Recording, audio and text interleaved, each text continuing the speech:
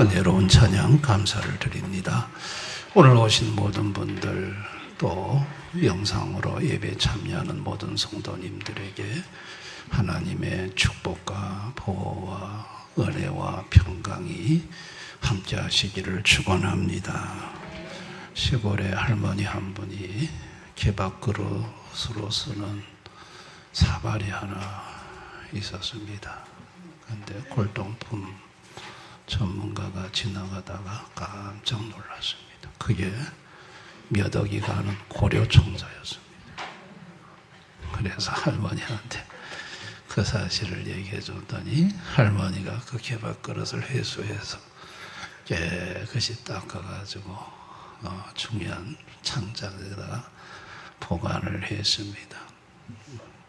개밥그릇 쓸 때나 보관할 때나 그릇은 변한 게 없는데 그 그릇에 대한 가치를 재인식하게 된 것입니다.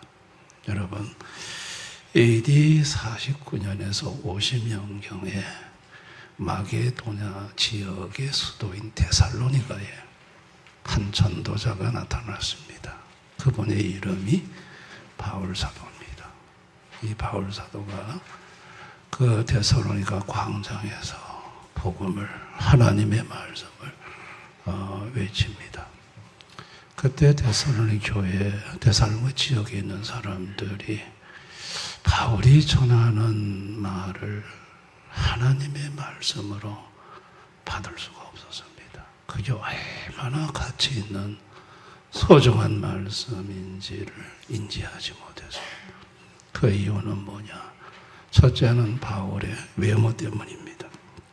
당시에 그 데살로니 지역에는 철학가, 웅병가, 또 소피스터, 종교 사기꾼들인데 이들이 아주 외형적으로 인물도 좋고 체격도 좋고 또 말을 얼마나 잘하는지 그들의 말을 들으면 혼이 쏙 빠져가지고 그래가지고 사람들이 막 물질도 갖다 바치고 자기 집에다가 모셔서 숙박도 제공하고 그런 일들이 있었습니다.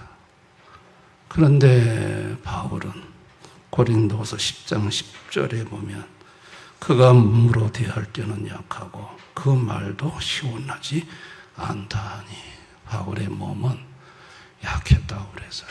육체의 가시, 안질과 학자들은 간질이 있었다 이래 봅니다. 그 눈이 늘 이렇게 뭔가 진물이 흐르고 그리고 또 갑자기 막 발작도 하고 그 혐오의 모습이 바울에게 있었고 그리고 말도 시원치 않았다 그랬어요.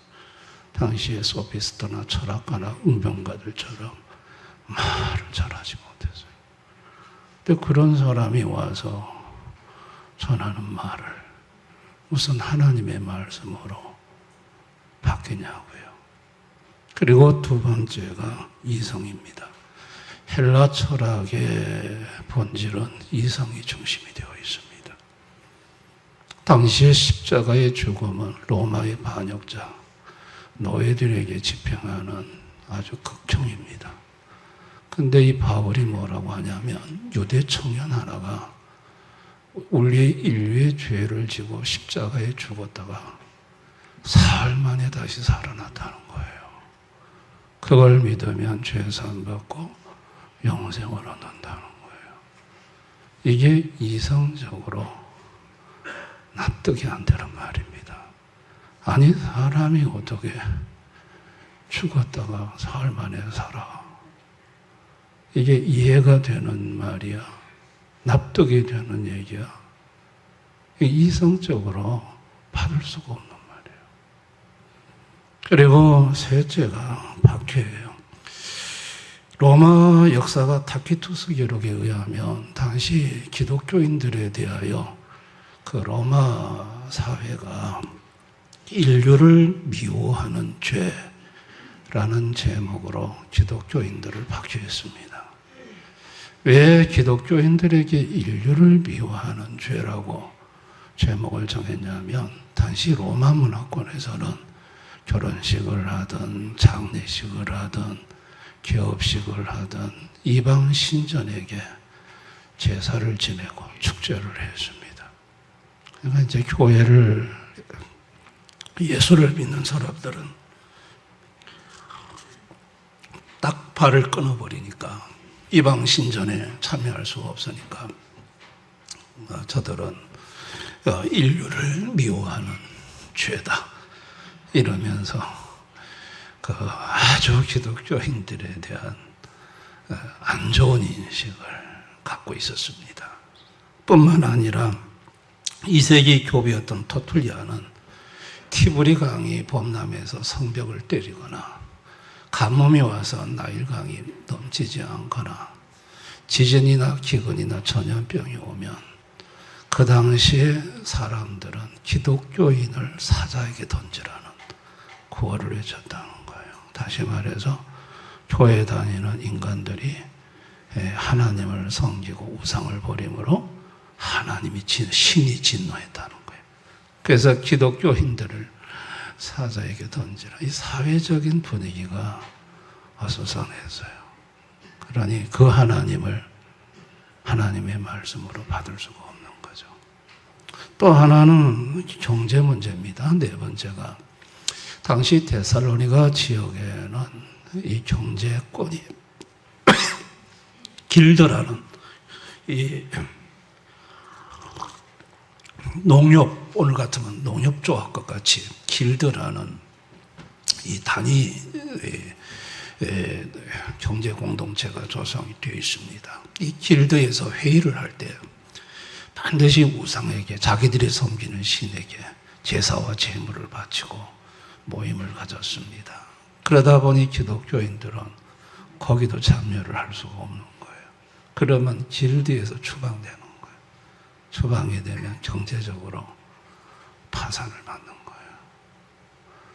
그러니 기독교에 하나님에 대해서 바울이란 사람이 나타나 말을 하는데 외모도 본인이 별로 시원치 않고 말도 시원치 않고 이성적으로 이해가 안 되고 또 사회적으로 경제적으로도 엄청난 불이익이 오고 거기서 어떻게 하나님의 말씀으로 받을 수 있겠냐고요. 더 근본적인 원인은 인간은 죄를 범함으로 영적인 사망이 왔습니다. 아담과 하와가 하나님의 말씀을 거역함으로 반드시 죽는다 해서 영적인 사망이 왔습니다. 인간은 영적으로 하나님과의 관계가 단절이 되면서 어떤 현상이 나타났냐면 고린전서 2장 14절에 육에 속한 사람은, 이게 영적으로 죽은 사람은 하나님의 성령의 일들을 받지 아니하나니 하나님의 성령의 일들을 받을 수가 없습니다. 받지를 않는다는 거예요. 이는 그것들이 그에게는 어리석게 보이며 또 그는 그것을 알 수도 없나니 아주 어리석게 보이고 알 수도 없다는 거예요. 그 영적으로 죽은 사람은 이게 하나님의 말씀을 들어도 받을 수가 없다는 거예요. 알 수도 없고 어리석게 보이고.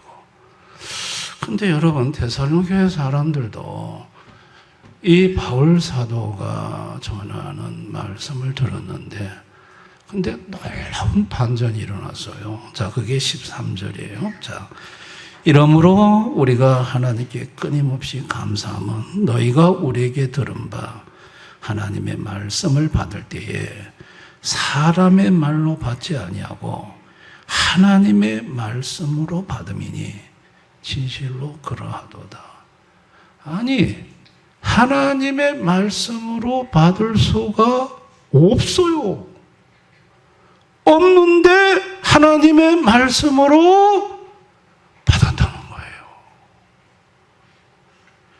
그리고 그 사람들이 사도행전 17장 4절에 소개되고 있어요. 그 중에 어떤 사람, 곧 경건한 헬라인의 큰 무리와 적지 않은 기브인도 고난을 받고 바울과 실라를 따르나. 여기 보면 경건한 헬라인의 큰 큰 무리,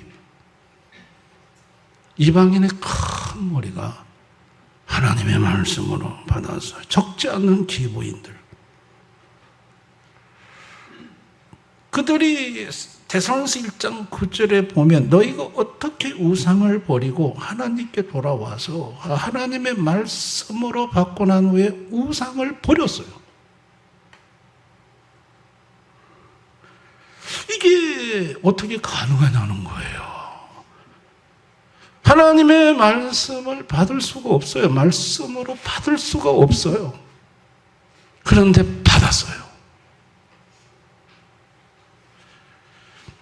대항서 1장 6절에 또 너희는 많은 환난 가운데서 성령의 기쁨으로 말씀을 받아. 자, 말씀을 받게 된 이제 이유를 여기서 밝힙니다. 성령이었다는 거예요. 성령이 하나님의 말씀으로 받게 만들었다는 거예요. 그렇다면 사람의 말로 받을 수밖에 없는 이 말을 하나님의 말씀으로 받게 한 성령님은 도대체 어떤 분이실까? 우리는 성령님에 대해서 궁금해질 수밖에 없습니다.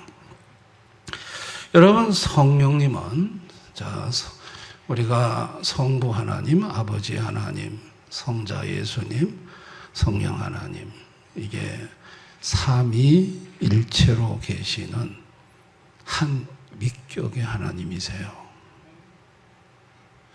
동일 본질로서 영이시고 무한하신 일체로 계시면서 하나로 계시면서 인격이 달라요. 성부, 성자, 성령은 각각 독립된 인격을 갖고 계시는데 한 본질로 계시는데 그 권능과 위엄은 동등하세요. 능력은 동등하신 분이에요. 성령이 하나님이세요. 근데 이 성령은 첫째가 전능하심이 있어요. 전능하신 하나님이에요. 그래서 허물과 죄로 영이 죽었는데 그 영을 그분의 전능한 능력으로 재창조하세요. 죽은 영을 살리세요. 이거는 그분의 전능한 능력이 아니면 안 돼요. 그리고 그분은 둘째가 전지하신 분이에요. 전지하다는 건 모든 걸 다 안다는 거거든요. 이 성이 이해를 해야 의지가 따라가는데 이 성이 이해하지 못해도 의지가 따라가도록 만들었어요. 이거는 그분 전지하신 분만이 할 수 있는 일이에요. 죽었다가 살아났다는 거 이성적으로 납득이 안 돼요. 이해가 안 돼요. 그런데 믿어져요.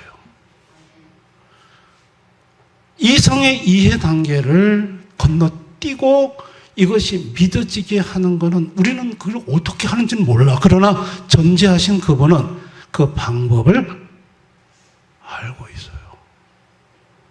그리고 그렇게 해버리세요.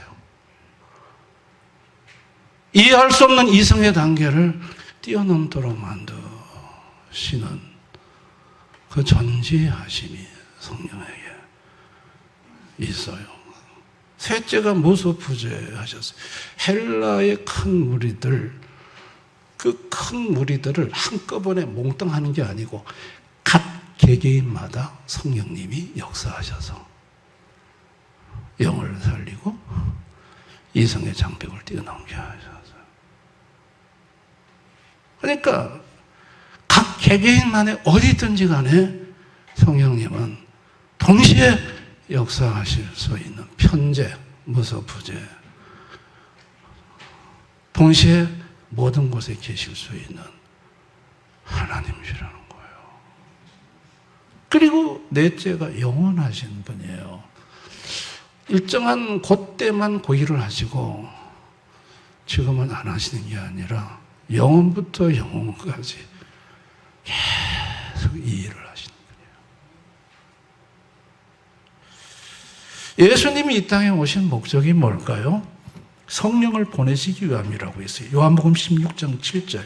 그러나 내가 너에게 실상을 말하노니 내가 떠나가는 것이 너에게 유익이라.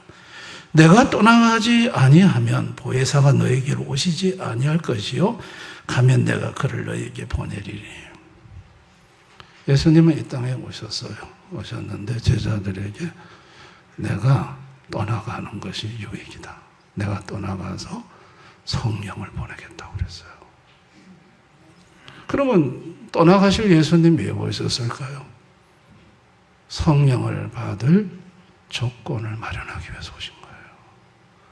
성령은 거룩한 영이기 때문에 죄가 있는 곳에는 올 수가 없어요.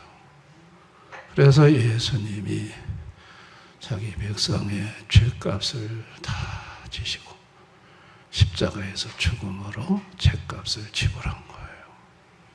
그리고 사흘 만에 부활하셨고 그리고 오신 자리로 가셔서 성령을 보내신 거예요. 자, 이 성령이 오셔서 요한복음 14장 16, 17절 내가 아버지께 구하겠으니 그가 또 다른 보혜사를 너에게 주사 영원토록 너희와 함께 있게 하리니 그는 진리의 영이라. 세상이 능히 그를 받지 못하나니 이는 그를 보지도 못하고 알지도 못함이라. 그러나 너희는 그를 아나니 그는 너희와 함께 거하시며 너희 속에 계시겠습니다. 성령을 받지 못하는 사람들은 성령이 뭔지도 몰라요. 근데 성령을 주신 사람들 속에 성령이 들어와 영원히 함께 하겠다고 말씀을 하셔요. 그러면 영원히 함께 그 사람 속에 거하면서 성령이 어떤 일을 하시느냐? 요한복음 15장 26절 내가 아버지께로부터 너에게 보낼 보혜사 곧 아버지께로부터 나오시는 진리의 성령이 오실 때 그가 나를 증언하실 것이요. 예수님을 증언하세요. 예수님이 십자가에 죽으셨다가 부활하신 것을 믿어지게 만들어. 그리고 왜 죽었다가 살아나셨는지를 알게 해요. 이거는 이성의 장벽을 초월하는 거예요. 그래서 요한복음 14장 26절 보혜사 곧 아버지께서 내 이름으로 보내실 성령 그가 너에게서 모든 것을 가르치고 내가 너에게 말한 모든 것을 생각나게 하리라. 하나님으로부터 나오는 도저히 하나님 말씀으로 받을 수가 없는데 성령님이 그 모든 것을 하나님 말씀이라는 것을 가르쳐주고 믿어지게 해요. 그리고 생각나게 만들어요. 그래서 사도행전 5장 32절 우리는 이 일의 증인이요 하나님이 자기에게 순종하는 사람들에게 주신 성령도 그러하니라. 증인이 둘이에요. 하나는 우리 말씀을 전하는 바울, 또 다른 하나는 성령이세요. 그러니까 말씀 전하는 자가 말씀을 전할 때 성령님이 그 말씀을 사람의 말이 아닌 하나님의 말씀으로 받게 만드는 거예요. 그래서 성령의 역사인 거예요. 그래서 교회라는 게 뭘까? 교회는 성령을 받은 성령을 모신 성도들이 하나님의 말씀을 사람의 말로 받지 아니하고 하나님의 말씀으로 받는 자들의 모임이 교회예요.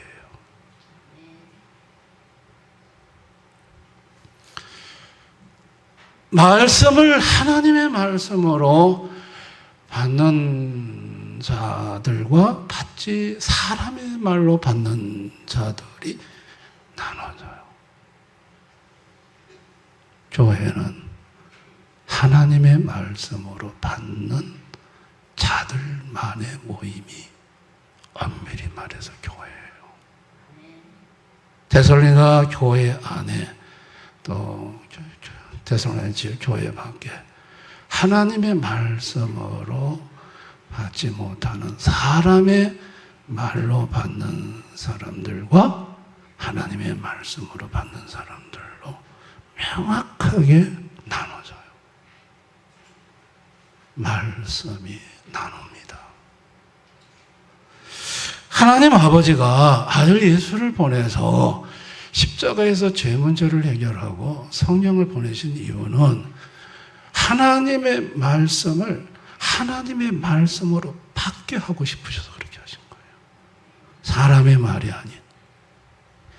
데살로니가 교회 성도들이 하나님의 말씀으로 받았어요. 희한하게 이건 하나님의 말씀으로 도무지 받을 수 없는 말인데 하나님의 말씀으로 이게 다 믿어지기 시작했어요. 자, 13절 끝에 보면 이 말씀이 또한 너희 믿는 자 가운데 역사하느니라. 하나님 말씀으로 받았는데 이 말씀이 살아서 생명 있는 역사가 막 일어나는 거예요. 그 역사가 뭐냐? 첫째가 회심의 역사예요. 데살로니가 1장 9절 너희가 어탕의 우상을 버리고 하나님께 돌아와서 살아계시고 참되신 하나님을 섬기는 자와 우상을 다 버렸어요. 우상을 버린다는 게 어떤 의미냐면 사회 공동체로부터 배척당하고 길드라는 경제 공동체에서 쫓겨나는 걸 의미해요. 그런데 더 이상 가짜 신은 우상을 섬길 수가 없어요. 참 하나님을 섬기는 진정한 회심이 일어난 거예요. 둘째가 기쁨의 역사예요. 데살로니가 1장 6절 또 너희는 많은 환난 가운데 성령의 기쁨으로 말씀을 환난이 많죠. 그런데 희한한 거는 말씀이 기쁨이 되는 거예요. 하나님의 말씀이 너무너무 환경을 초월한 넘치는 기쁨이 되는 거예요. 이 말씀이 기쁨이 되는 거예요. 그리고 셋째가 사랑이에요. 대언 4장 9절 형제의 사랑에 관하여 너에게 쓸 것이 없으면 너희들 자신이 하나님의 가르치심을 받아 말씀을 받아 서로 사랑함이라. 야, 말씀이 하나님의 말씀으로 이렇게 받아들여지니까 그 말씀이 하나님의 말씀으로 들어오자 하나님의 큰 사랑이 마음속에 부어졌어요. 그래서 밉지가 않는 그 로마에 얼마나 기독교인들을 박해하고 못 살게 그 사람들이 밉지가 않는 거야. 그래서 사랑을 하는 거야. 근데 여러분 반대로 하나님의 말씀을 동일하게 대성전사 회당에서도 전해졌고 또 성경 전황적인 배경을 놓고 볼 때 3에서 한 6개월 정도 대선 지역에서 바울이 복음을 계속 전했습니다. 교회 회당 안에서나 회당 밖에서 말씀을 들은 자들 중에 하나님의 말씀으로 듣지 않고 사람의 말로 들었던 사람들. 자, 이런 사람들은 첫째가 대적을 했습니다. 15절 유대인은 주 예수와 선지자들을 죽이고 자, 예수도 죽이고 예수를 전하는 말씀 전하는 선지자들도 죽였다 이거예요. 우리를 쫓아내고 하나님을 기쁘시게 하지 아니하고 모든 사람에게 대적이 돼요. 그러니까 사람의 말로 받는 사람들은 하나님의 말씀으로 받는 사람들을 쫓아낸다는 거예요. 그들의 대적이 된다는 거예요.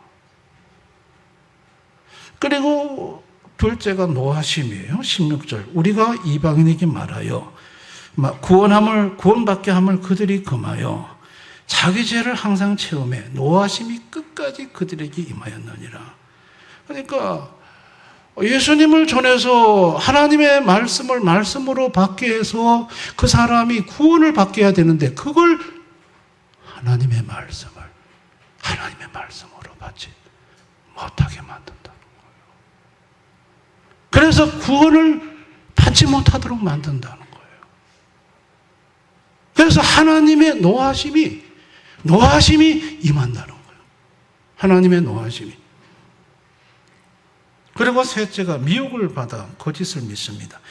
데살로니가후서 2장 10절 11절 불의의 모든 속임으로 멸망하는 자들에게 있으리니 이는 그들이 진리의 사랑을 받지 아니하여 구원함을 받지 못함이라.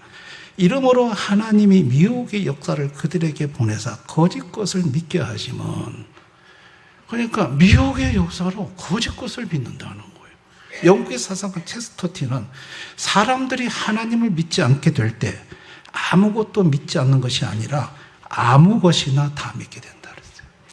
하나님을 믿지 않으면 하나님 빼놓고 나머지는 다 믿는다.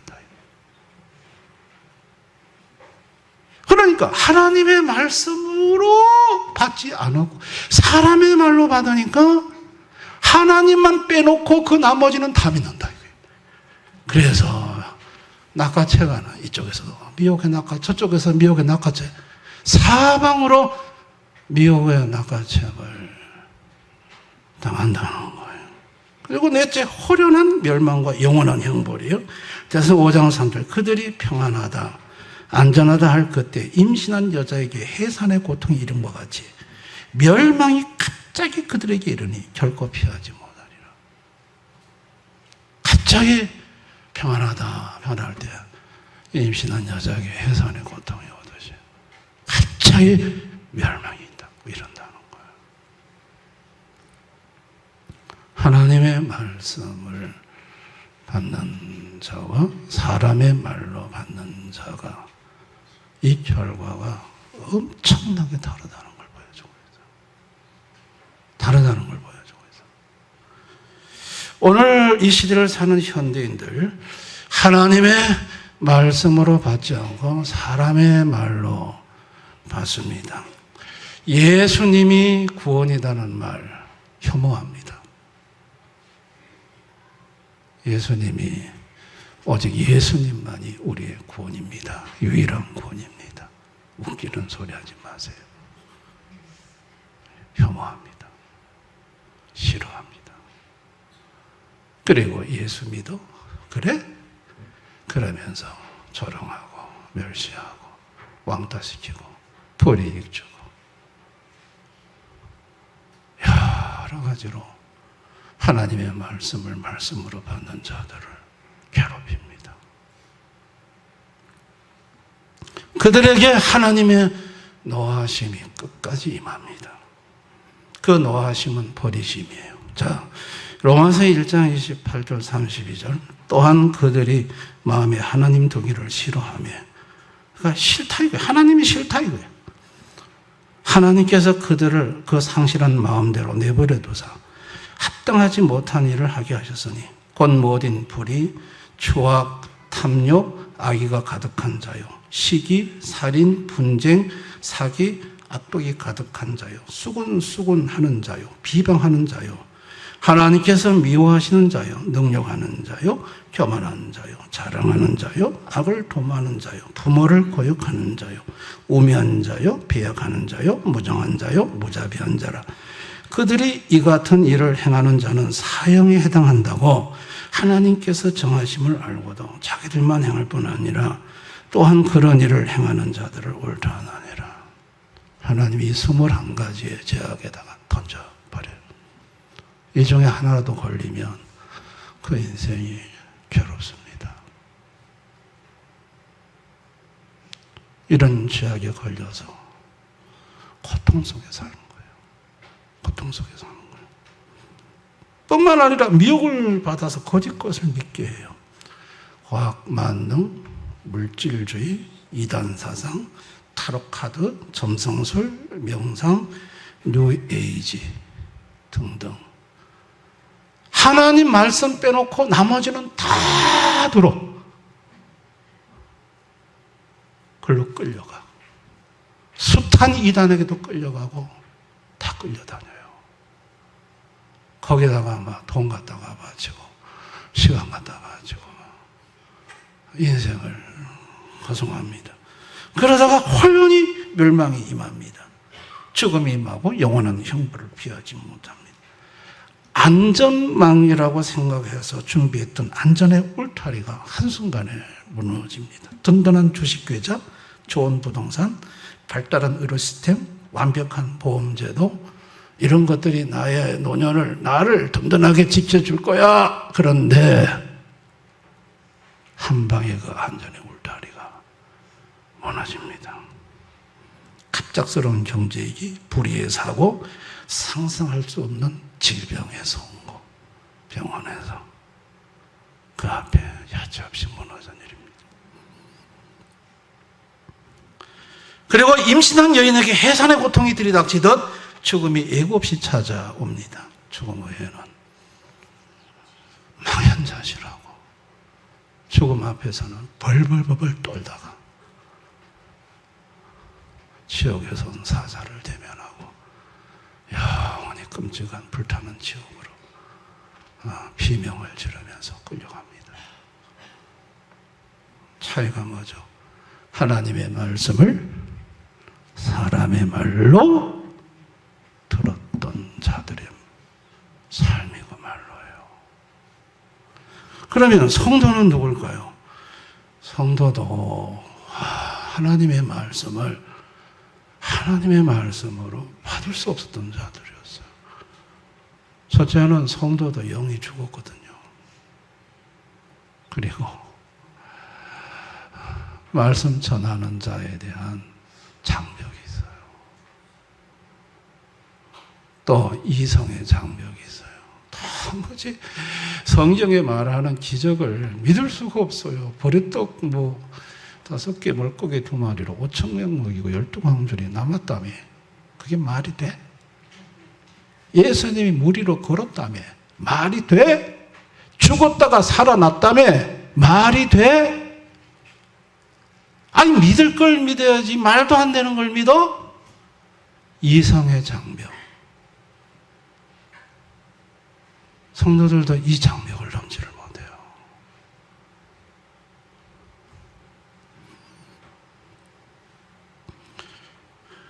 또 여러 가지 사회적, 경제적으로 손실을 볼 것 같은 위기감이 하나님의 말씀을 말씀으로 받지 못하게 합니다. 왜냐하면 하나님의 말씀으로 받는 순간 자기가 주인의 자리에서 내려와야 되고 하나님을 주인으로 모셔야 되거든요. 그건 하기 싫어요. 교회 다니면서도 내가 주인의 자리에 앉아서 하나님을 내 마음대로 조정하고 싶지, 내가 하나님의 말씀을 말씀으로 받는 순간 그 모든 걸 바꿔야 되거든요.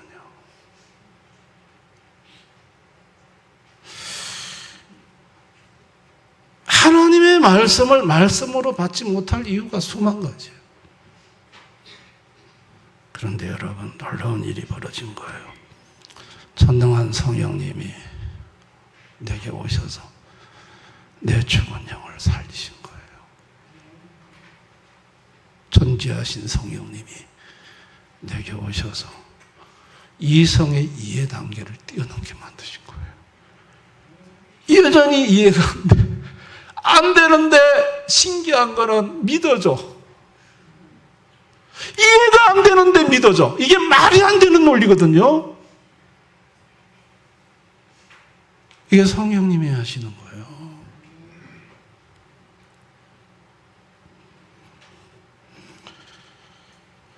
하나님의 말씀이 하나님의 말씀으로 들리면서 성도들 마음속에 말씀의 역사가 일어나는데, 회심의 역사. 모든 우상을 내려놓기 시작합니다. 돈 붙들고 살았던 거, 자식 붙들고 살았던 거, 내 인생에 내가 주인이 돼서 살았던 거 다 던집니다. 전지전능하신 주님만이 나의 주인입니다 라고 고백을 합니다. 그리고 말씀을 들으면 그 말씀이 막 마음속에서 기쁨이 됩니다. 희한합니다. 이 말씀이 기쁨으로 마음속에 담깁니다. 그 기쁨으로 많은 환난을 이겨낼 수가 있습니다. 그리고 사랑이 내 마음속에 사랑이 넘치기 시작합니다. 그렇게 미웠던 사람, 배우자도 미웠고 형제도 미웠고 다 꼴보기 싫은 인간들이었는데 이상하게 내 마음이 말씀이 들어오면서부터 그 사람들이 사랑스럽게 보이고 불쌍히 보이고 미움이 사라지고, 할렐루야. 이게 말씀의 역사가 성도에게 있는 것이죠. 지금 나는 어디에 있는가? 내 위치가 어딘가? 나는 지금 하나님의 말씀을 들으면서 하나님의 말씀으로 듣는 위치에 내가 있는가? 아니면 하나님 말씀을 들으면서도 사람의 말로 듣는 위치에 내가 있는가? 지금 나는 어디에 있는가? 하나님께서 저와 여러분을 하나님의 말씀 있는 교회로 불러다가 앉힌 거는 사람의 말로 듣는 자를 하나님의 말씀으로 듣는 자로 바꿔주고자 하심이에요. 아멘. 이거는 설교자의 설교로 되는 게 아니에요. 저는 말씀 전하고, 이거는 순전히 성령님의 역사로만 가능한 일입니다. 성령님이 역사를 하셔야 됩니다. 조나단 에드워즈가 있습니다. 저분인데, 저분이 미국의 제1세대 부흥을 이끌었던 위대한 사람입니다. 천재죠. 13살에 예일 대학에 입학을 했으니까 13살짜리가 대학생이 돼서. 아버님이 목사예요. 성경을 아주 능통했고요. 성경은 진리의 말씀이라는 것을 조금 더 의심하지 않았습니다. 그런데 저분이 머리로만 알았지 성령의 역사로 안 것은 한참 시간이 지난 후였습니다. 1721년에 어느 날 디모데전서 1장 17절, 영원하신 왕 곧 썩지 아니하고 보이지 아니하는 홀로 하나이신 하나님께 존귀와 영광이 영원히 무궁토록 있을지어다 라는 말씀을 읽을 때 갑자기 하나님의 영이 임재하면서 말씀이 살아서 역사하기 시작을 했어요. 이분이 어떻게 표현을 하냐면요, 자기는 책으로, 꿀이 달다는 것은 책으로 봐서 아는데 입으로 직접 그 꿀맛을 본 것과 같았다. 지금까지는 성경을 가지고 하나님은 이런 분이다 저런 분이다 라는 것을 지식적으로는 알았는데 그 말씀의 맛을 본 것은 그때인 거예요. 꿀맛을 본 거예요. 여러분, 이분을 통해서 미국 사회가 뒤집어집니다. 술집이 문을 닫고 대변화가 일어나기 시작하고, 그동안 교회 다니면서 그래서 지식적으로 말씀을 아는 것을 전부라고 생각했던 미국 교회 성도들에게 이 조나단 에드워즈는 도전을 던집니다.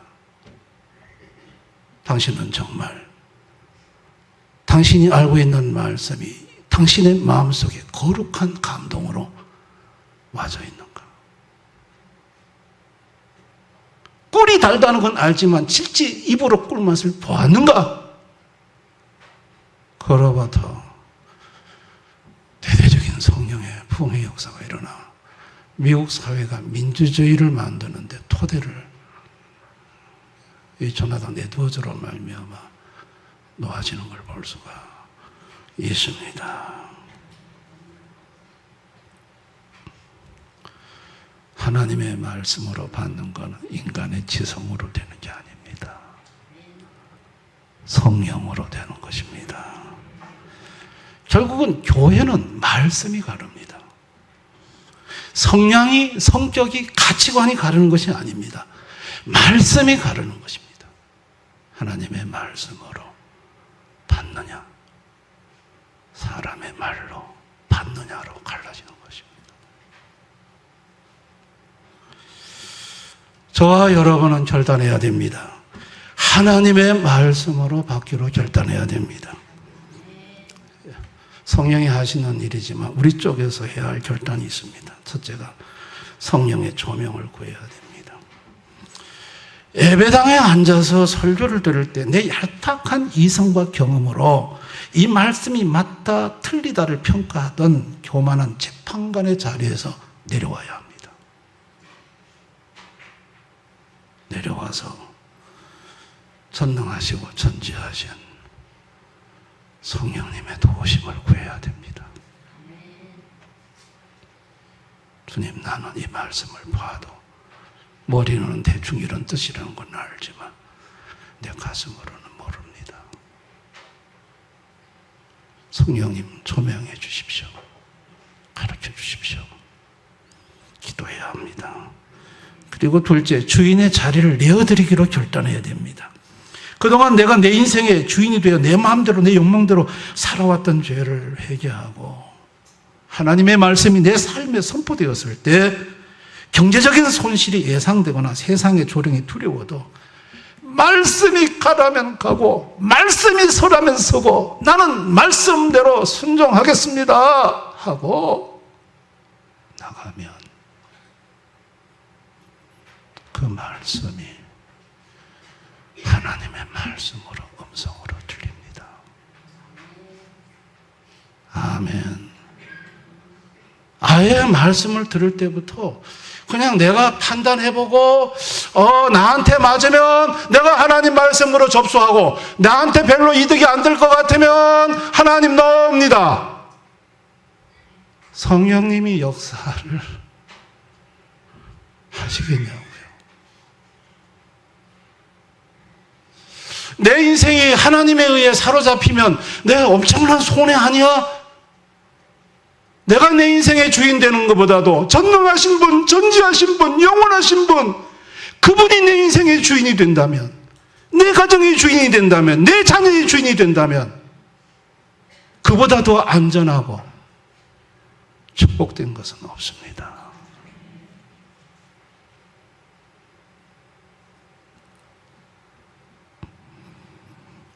여러분 중에 오늘 이 설교를 들으면서 하나님의 말씀으로 들려주시는 분들 마음의 기쁨이 있을 겁니다.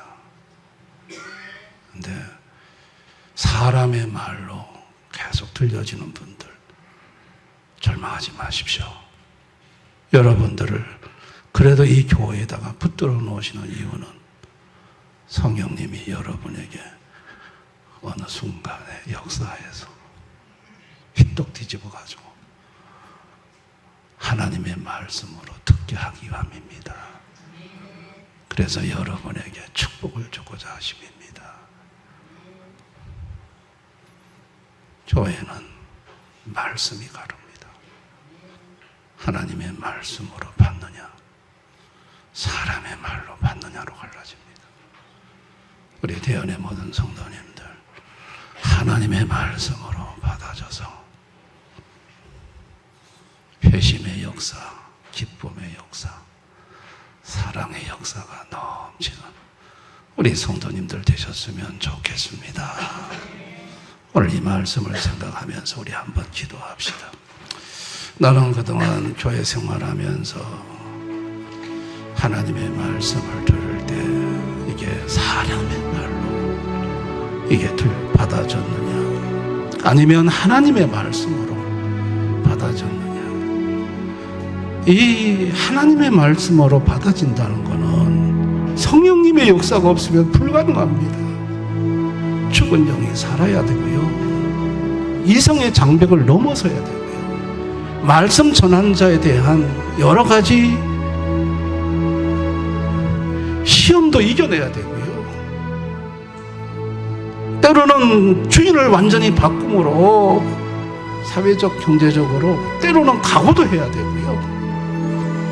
그러나 성령님이 도와주셔서 하나님의 말씀으로 여러분 속에 흘러 들어가기 시작하면 놀라운 일이 시작됩니다. 여러분은 새로운 기쁨으로 살아갈 것입니다.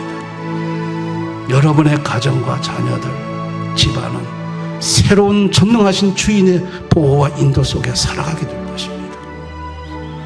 놀라운 축복이 시작됩니다. 하나님의 말씀으로 받아지게 해달라고, 말씀을 들을 때마다 읽을 때마다 성령님 도와달라고 사람의 말이 아닌 하나님의 말씀으로 듣게 해달라고 우리가 이 시간 한번 기도하십시다. 다 같이 기도하겠습니다. 아버지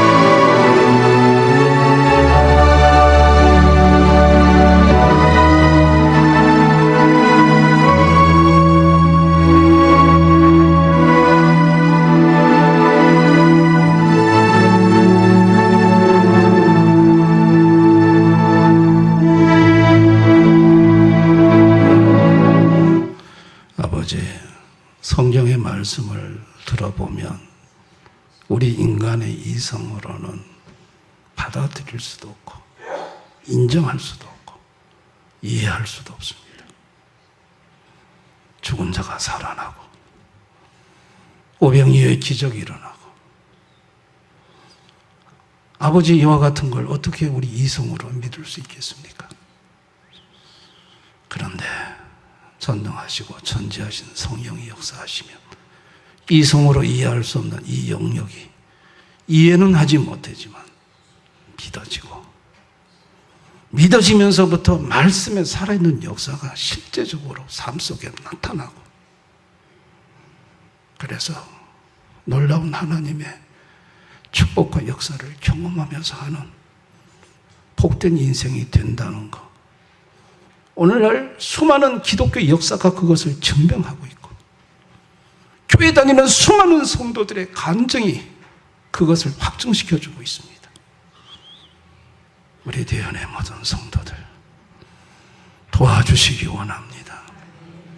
우리는 이 말씀을 하나님의 말씀으로 받을 수 있는 능력도 자격도 없습니다. 성령님 도와주십시오. 이 말씀을 들을 때마다 읽을 때마다 하나님의 살아계신 음성으로 들려지게 해주십시오. 그래서 사람의 말로 받는 자들 속에 있는 게 아니라 하나님의 말씀으로 받는 이 복된 자 축복의 인생 속에 머무는 우리 모두가 되게 해주시기를 원합니다. 예수님 이름으로 기도드리옵나이다. 아멘.